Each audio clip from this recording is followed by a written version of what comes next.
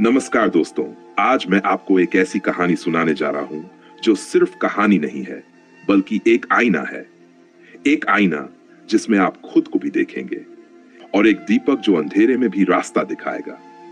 लेकिन ये दीपक कहां है? क्या वो किसी मंदिर में है या किसी गरीब के आंगन में या फिर हमारे भीतर ही कहीं छुपा बैठा है? इस कहानी में है सस्पेंस, एक गहरा राज और एक ऐसा जान जो आपकी जिंदगी की दिशा बदल सकता है। और हाँ दोस्तों, अगर आप ऐसी कहानियां पसंद करते हैं जो दिल को छू जाएं, तो चैनल को जरूर सब्सक्राइब करें। चलिए अब शुरू करते हैं। गांव के एक कोने में एक पुराना मकान था, टूटा फूटा पर रहस्यमय। उसमें रहता था। लोग उसे पागल कहते थे। न वह किसी से बात करता था, न किसी के घर जाता था, पर कहते हैं जिसने भी उससे अकेले में बात की वो बदल गया। एक दिन गांव में एक नौजवान आया। नाम था अर्जुन। शहर में बहुत पढ़ाई की थी पर असफलता उसका पीछा नहीं छोड़ रही थी। थक कर वह अपने दादाजी के गांव आ गया। दादी बोली, एक बार रघुनाथ बाबा से मिल ले बेटा। वह कुछ नहीं बोलते, पर जो बोलते हैं वह पूरी जिंदगी बदल देते हैं। पर अगले ही दिन अर्जुन उस पुरानी हवेली में पहुंच गया। रघुनाथ बाबा आंगन में ध्यान लगा रहे थे। अर्जुन ने कहा, मैं खो गया हूं। मैं जानना चाहता हूं कि सही रास्ता क्या है। बाबा चुप रहे। फिर एक पेपर थमाया। उस पर सिर्फ एक वाक्य लिखा था, जिसे सब समझते हो वह तुम्हारा मार्ग नहीं है। वो क्या आपने कभी सोचा है कि जो रास्ता सब चल रहे हैं वो सही है या बस भीड़ की आदत? अर्जुन की तरह हम सब भी उस जवाब की तलाश में हैं जो कोई किताब नहीं देती। कहानी अभी बाकी है, पर अगर आपको अब तक ये कहानी पसंद आ रही है तो अभी चैनल को सब्सक्राइब कर लीजिए, क्योंकि आगे जो होगा वो आपके सोचने के तरीके को बदल सकता है। अब आगे बढ़ते हैं कहानी के अगले भाग की ओर। रात को अर्जुन को एक सपना आया। वो एक अंधेरे जंगल में था जहां 3 दरवाजे थे। हर दरवाजे पर एक सवाल लिखा था, तुम क्यों जी रहे हो? दू, तुम्हारा डर क्या है? अगर सब कुछ छीन जाए तो तुम क्या बचाओगे? अर्जुन ने पहले दरवाजे को खोला। वहां उसका अतीत था। दूसरे दरवाजे के पीछे था उसका डर, बचपन की गलतियां, असफलताएं और आत्मसंदेह। तीसरे दरवाजे के पीछे एक दीपक जल रहा था। रघुनाथ बाबा की आवाज गूंजी, जिस दिन तुम अपने डर को देख लोगे उसी दिन दीपक दिखेगा। जान वहीं से शुरू होता है। अर्जुन की आंख खुली। सुबह उसने गांव छोड़ने का निश्चय किया, लेकिन अब वो भाग नहीं रहा था बल्कि खुद की ओर जा रहा था। अंतिम भाग की ओर मुड़ते हुए दोस्तों, इस कहानी में जान कोई भारी शब्दों में नहीं बल्कि आत्मचिंतन में है। अर्जुन तो एक नाम है, पर वो इंसान है जो जिंदगी से जूझ रहा है। और रघुनाथ बाबा, वो कोई और नहीं, हमारी अंतरात्मा है जो चुप है, पर जब बोलती है तो सब बदल देती है। अगर आपको ये कहानी पसंद आई तो सब्सक्राइब जरूर करें, क्योंकि ऐसी कहानियां सिर्फ सुनने के लिए नहीं होती, जीने के लिए होती हैं। और हां, क्या आप भी किसी दीपक की तलाश में हैं? तो अगली कहानी में फिर मिलेंगे, एक नए सस्पेंस, एक नए सवाल और एक नए उत्तर के साथ। कार साथियों, आप तो जानते ही हैं, बीरबल की बुद्धि और अकबर की बादशाहत की कहानियां सदियों से सुनाई जाती हैं। लेकिन आज की कहानी जरा अलग है। इसमें बीरबल सिर्फ सवालों का जवाब नहीं देगा, बल्कि एक ऐसा झूठों का जाल सुलझाएगा जिसमें सच भी शकी लगेगा। और अंत में एक तिजोरी खुलेगी जिसमें सिर्फ सोना नहीं, राज छुपा होगा। तो चलिए सुनते हैं खजाने की तिजोरी और झूठों का खेल। और हां, अगर आपको अकबर बीरबल की ये अनोखी कहानी पसंद आए तो चैनल को सब्सक्राइब जरूर कीजिए। चलिए शुरू करते हैं। कहानी शुरू होती है। बात उस दौर की है जब अकबर के खजाने में अचानक चोरी हो गई। राजमहल के भीतर बनी गुप्त तिजोरी से एक रात में पूरा सोनार खजाना गायब हो गया। मजेदार बात यह कि तिजोरी के कमरे में कोई ताला टूटा नहीं था, कोई दरवाजा नहीं टूटा था और पहरेदारों को कुछ भी पता नहीं चला। अकबर गुस्से में तमतमाए हुए थे।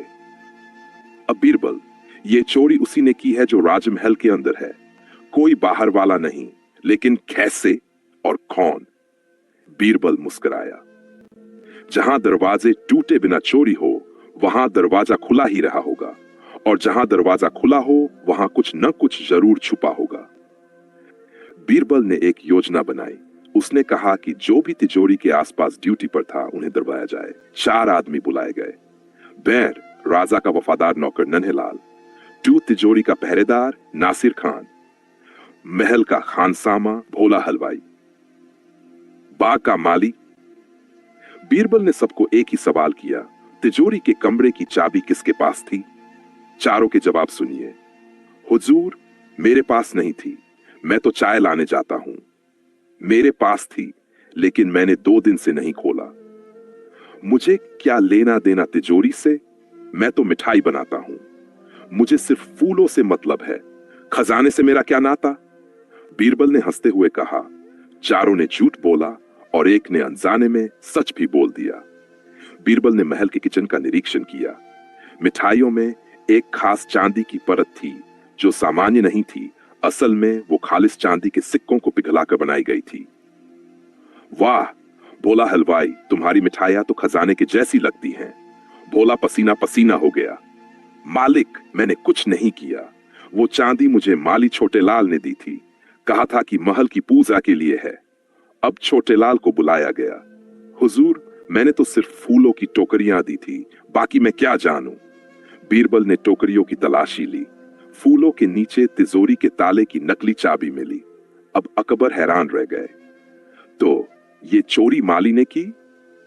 नहीं जहां पना, छोटेलाल सिर्फ मोहरा है। असल चोर तो वो है जो सबको नचाता है और खुद को सबसे शरीफ दिखाता है। तिजोरी के पीछे का दरवाजा। बीरबल ने राजमहल के नक्शे का अध्ययन किया।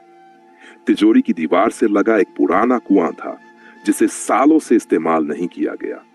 बीरबल खुद रात को उस कुएं के पास गया और देखा कि कुएं की दीवार के अंदर से हल्की रोशनी आ रही है।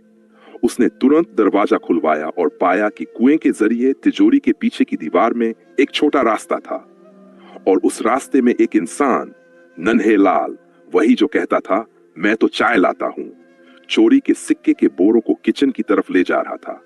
अकबर बोले, बीरबल, क्या अब इन चोरों को सूली पर चढ़ा दे? बीरबल हंस पड़ा। नहीं जापना, इन सबको एक सजा दीजिए, ऐसी कि जो सुने हंसते हंसते सुधर जाए। और सजा दी गई। भोला हलवाई को आदेश दिया गया कि वो पूरे राज्य में ईमानदारी के लड्डू बांटे। हर लड्डू पर लिखा हो, जिसने खजाना चख लिया वो अब सच बोलेगा। छोटेलाल को बाग के फूलों से सच के गुलदस्ते बनाकर गरीबों में बांटने का हुक्म हुआ। औल को अब हर सुबह दरबार में सबके सामने झूठ मत बोलो का गीत गाने की जिम्मेदारी मिली। और इस तरह अकबर बीरबल की दरबार में न सिर्फ चोर पकड़ा गया, बल्कि हास्य और बुद्धि से न्याय भी हुआ। तो दोस्तों, बीरबल ने एक बार फिर साबित कर दिया कि सच्चाई की तलवार, हंसी की डाल और दिमाग की रोशनी से बड़ी कोई तिजोरी नहीं। और अगर आपको ये कहानी पसंद आई हो तो सब्सक्राइब जरूर कीजिए, क्योंकि अगली बार हम फिर लाएंगे एक और झूठ के जाल में फंसी सच की जीत की कहानी। तब तक याद रखिए, बुद्धि जब बोले झूठ चुप हो जाता है ना दोस्तों।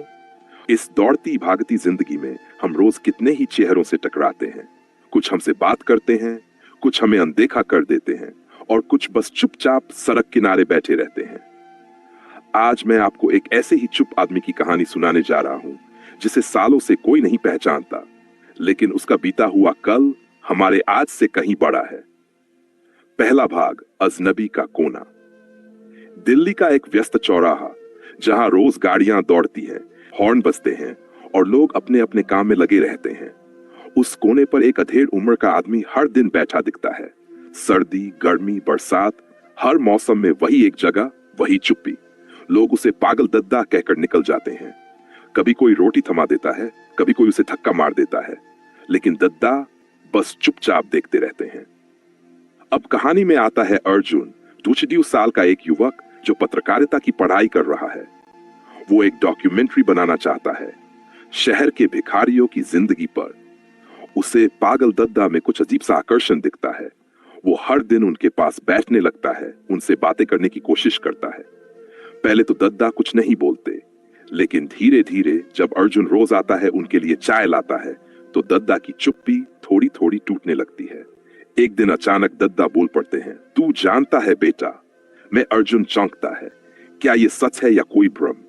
दद्दा बोलते हैं, आईआईटी से निकला था, डीआरडीओ में काम किया। एक दिन मेरी एक रिसर्च चोरी हो गई और मेरे ऊपर ही केस बन गया। घर वालों ने छोड़ दिया, समाज ने पहचान छीन ली। मैं अब बस एक नामहीन इंसान हूं। अर्जुन को यकीन नहीं होता। वो अपनी रिसर्च शुरू करता है, नाम जानने की कोशिश करता है, पुराने दस्तावेज टटोलता है। कुछ दिनों की खोजबीन के बाद अर्जुन को एक पुरानी फाइल मिलती है। वहां एक नाम है, डॉ वसंत राव, जो सालों पहले एक ह्यूमन रिस्पॉन्सिव मेडिकल चिप पर काम कर रहा था।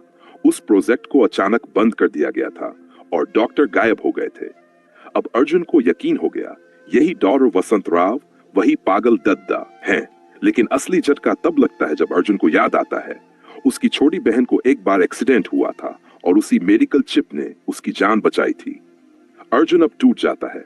वो सोचता है, जिस आदमी की रिसर्च से मेरी बहन बची वो आज इस हालत में जी रहा है। वो दद्दा से माफी मांगता है और कहता है, आप चलिए मेरे साथ, वापस आए दुनिया में, आपको आपका नाम सम्मान सब वापस दिलाएंगे। लेकिन दद्दा सिर्फ मुस्कुराते हैं, बेटा अब जीवन में नाम का कोई लालच नहीं रहा, लेकिन तू अगर सच लिखेगा तो शायद अगली पीढ़ी मुझे एक इंसान की तरह याद रखे। अर्जुन एक डॉक्यूमेंट्री बनाता है, सड़क किनारे बैठा आदमी, जो वायरल हो जाती है। डॉ वसंत राव की कहानी हर अखबार, हर चैनल पर छपती है। DRDO उन्हें दोबारा सम्मानित करता है और अर्जुन एक सफल पत्रकार बनता है। पर जब अर्जुन उन्हें बुलाने दोबारा उस कोने पर जाता है, डॉ राव जा चुके होते हैं। केवल उनकी चप्पलें, एक पुराना डायरी और एक चिट्ठी रह जाती है। तूने मेरा जीवन लौटा दिया बेटा, अब मुझे मरने से डर नहीं लगता। मैं अब गुमनाम नहीं हूं, मैं एक कहानी बन गया हूं। दोस्तों, हम किसी की हालत देखकर उसके इतिहास को नहीं समझ सकते। हर इंसान की एक कहानी होती है, कभी सुनने की कोशिश कीजिए। और हां, अगर ये कहानी आपके दिल को छू गई हो तो चैनल को सब्सक्राइब जरूर करें, क्योंकि हम हर हफ्ते ऐसी ही अनसुनी कहानियां लेकर आते हैं।